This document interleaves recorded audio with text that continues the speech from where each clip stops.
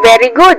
So, baka ho, it's never too late na manghikayat tayo, Doktora. Sige po, mensahe niyo po para sa ating mga nakikinig at nanonood na senior citizens. Maraming salamat, Mini, sa iyong programa. Binibigyan ninyo kami ng daan kung saan kami pwedeng maghikayat sa ating mga nakakatanda. Kayo po ay mag-apply na kasi ito ay benefit para po sa inyo. Ito po ay dahil pagpupugay sa inyong contribution sa ating bayan, no?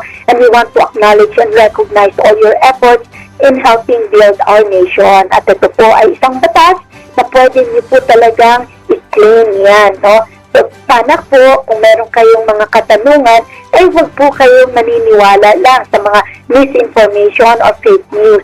Pwede po kayong dumulog sa aming opisina. Marami po kaming regional offices. Kung may katanungan kayo, pwede rin po kayong sumulat o mag-email o kaya tingnan ninyo yung aming webpage o Facebook page, no, ng NCSC or National Commission of Senior Citizens.